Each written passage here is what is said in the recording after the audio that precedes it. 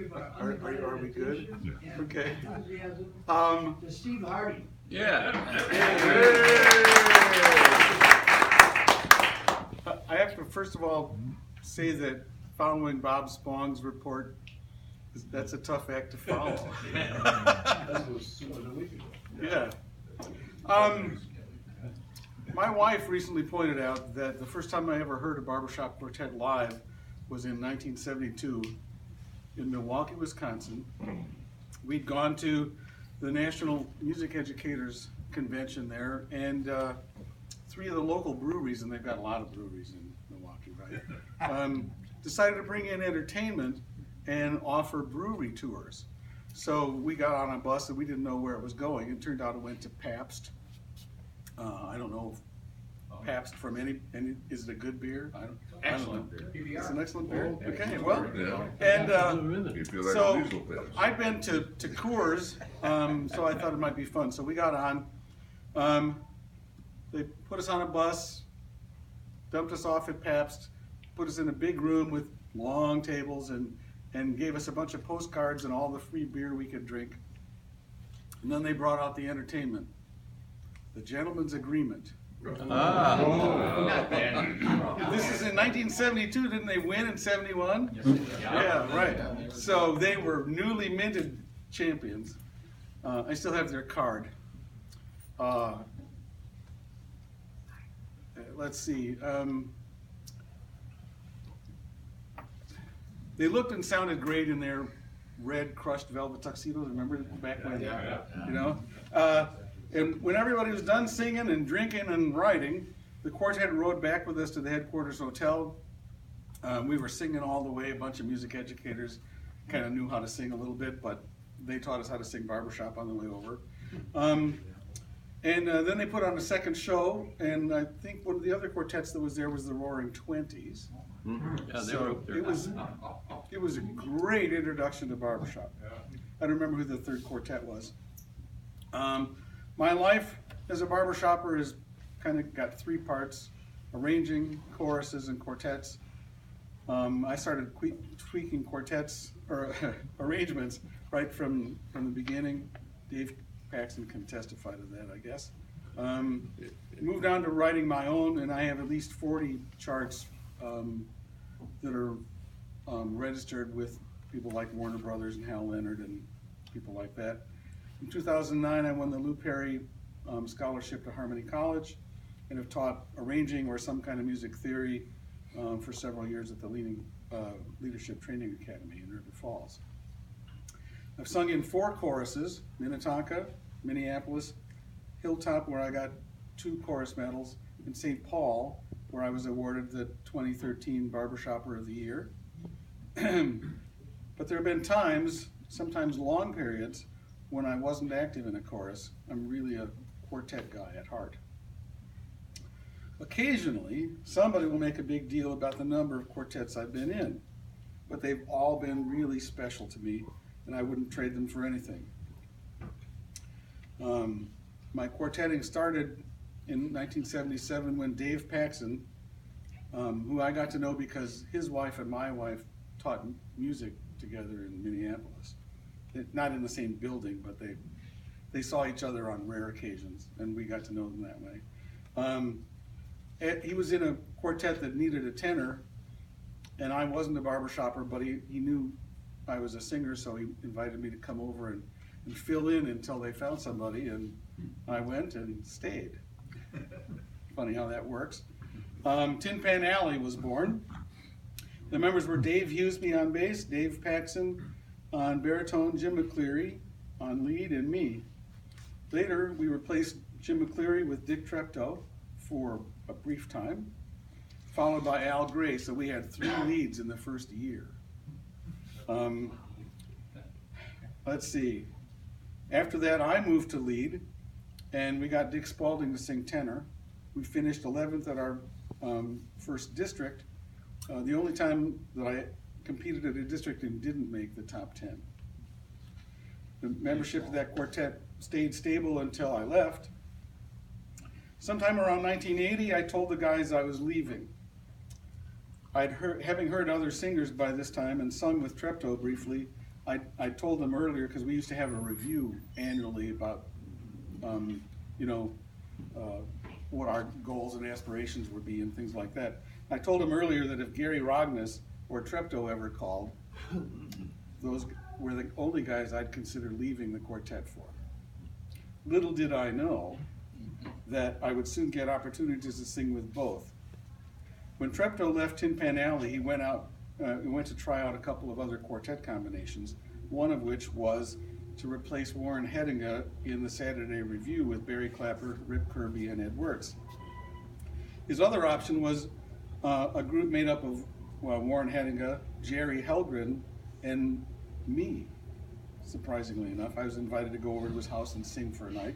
And then Treptow and Ramey Groans got together and decided which one was better.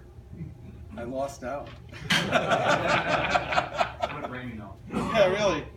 The result was the Ring of Gold with the Saturday Review guys and Treptow on lead. We'll get back to that later. Meanwhile, I got a call from tenor Greg Dolphin. His quartet, the Wild Irish Rogues, I think they were called, was looking for a replacement for Steve Shannon. The others were Bill Gilbert on Barry and Gary Rognes, both of them were here last week.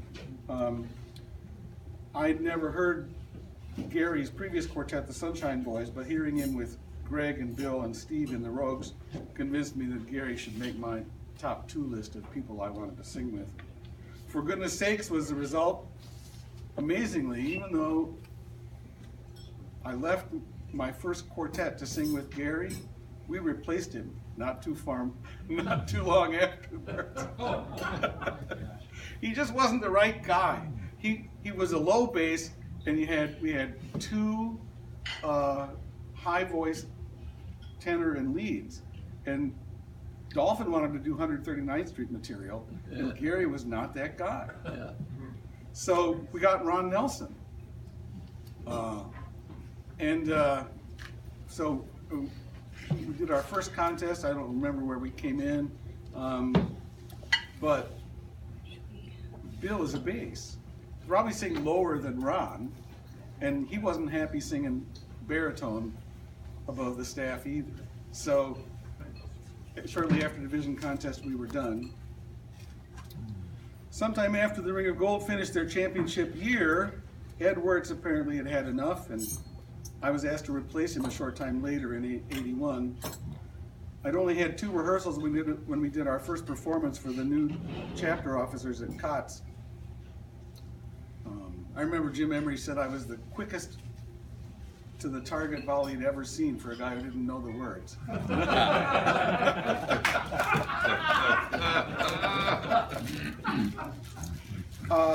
That May at prelims, I finally won my first contest, but there's no prize for winning prelims except a no expense paid to Detroit. Expense paid trip to Detroit. So, where we finished 30th. We continued to sing and do a lot of shows, getting to international again in '83, finishing 30th for a second time. But Treptow decided that he wanted to return to singing baritone, so he and Ron Nelson and I interviewed various leads, including Wayne Rigg, who was singing lead at the time. But nothing ever came of that, so Treptow eventually took a position replacing Bob Spong in the Happiness Emporium, and Ron and I went our separate ways again for a while. It was about this time I sang lead in a pickup quartet called the Residues with Roger Meyer on tenor, Charlie Green on baritone, and Jim Richards on bass at a division contest in Turtle Lake, Wisconsin. We put the 2 songs together on a bus on the way over. The Commodores had rented a couple buses, and we sat in the back and put 2 songs together. At that time, we were doing it to increase the number of quartets that could qualify to go to district, because they do it. Yeah. They didn't do it with a qualifying score like they do now. Or no, they. Let's see. Well, I'm not sure how they do it now even, so it's a mystery to me. But anyway, it used to be half the total of quartets at district plus 1 went to half the number of quartets at division plus 1 went to district, and so we were just trying to add to the total. And shortly after that, they made same-day registration of at contests illegal. Then Jim McCleary resurfaced with a plan to make a gospel quartet with Jerry Helgren, back to Jerry Helgren, me on tenor, and eventually we found a non-barbershopper named Mike Blanchett. The Good Time Gospel Quartet stayed together for 7 years or so in this combination until Mike decided that it was time to move on. He was replaced by none other than Judd Orff. And he sang with us for about 3 years or thereabouts, until Jim McCleary's youngest daughter, Carissa, passed away, and kind of let the steam out of everything, so we broke up after that. But sometime in '92, while still singing with the Good Time Gospel Quartet, the Ring of Gold decided to get together as a band officially, as opposed to doing the ADC performances that we'd been doing, and take our quasi-Dixieland band to the New Orleans convention. I'm not sure about the advisability of that, but taking Dixieland to New Orleans just didn't make a lot of sense to me, and we didn't do it eventually. But we had trumpet, me on trumpet, Barry Clapper on clarinet, Rib Kirby on banjo, and Treptow on baritone sax. I was in 2 quartets for the first time, singing with some very dear friends, which was terrific. But in 1993, while I was already in 2 quartets, Ron Nelson, Treptow, and I found ourselves interested in singing with each other again. Treptow and I used to go up to his lake place and try to get locals to sing with us when the weather was bad, but we never got a foursome. So this time, Treptow decided he'd invite a quartet up. So it was Ron and me and Dick, and because the Happiness Emporium was going to break up, Rod Johnson, the Fishin' Buddies Quartet. Well, our initial names. But that I couldn't be in 3 quartets. So Good Time Gospel sort of fizzled, and Ring of Gold broke up as a band, so that left me with 1 again. Took a little while for everybody to decide that this is what we wanted to do, but in the spring we entered our first contest as Imagination, losing to Excalibur, which we did often. We also did, well, we won division in '94 and '95 and finished second at district to, I'm good at finishing second, to Excalibur. Yeah. Let's see, and we did a lot of performances, a lot of chapter shows, as either in our insects outfits or dressed as Addams Family. We did 2 one-act musical shows written by John Barrett from St. Paul. And we did songs like Tie Me to Your Basement Rings Again, or How You Gonna Keep Us Off of the Farm Since They Banned DDT, or Insecticides Are Breaking Up That Old Gang of Mine. Later, there were a couple of quartets that lasted only a year or 2 and were mostly competition-only groups. Reprise had Keith Franson, me, Dave Spidell, and Jerry Helgren. Jerry thought in our only contest, it was in, I guess, in Oshkosh. And he won in another quartet in Oshkosh, and he figured that was all that it was going to take to get us to win again. I don't know why, but he did. Livewire was made up of Brent Burrish, me, Scott Quigney, and Steve Anderson. Where's my page?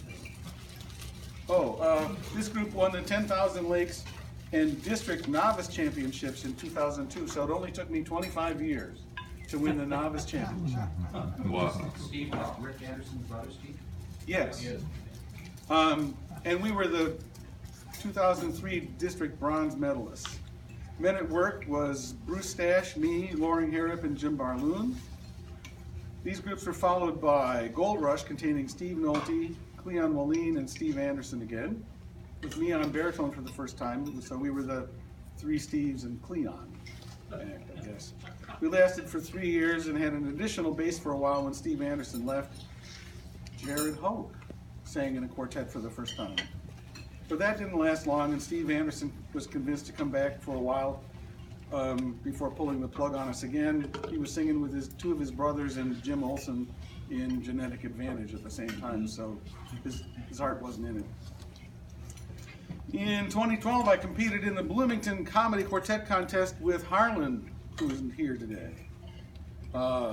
Me, Doug Miller, and Ron Middlestadt. We were the Insomniacs. We won first place. My plaque is probably on the wall. Since then, I've been in 3 other quartets, most of whose members were all St. Paul people. Mosquito Junction was Gordon Everest, me, Aaron Rendall, and Jim Hubble. The guys were Harvey Weiss, me, Ron Bullard, and Larry Dean.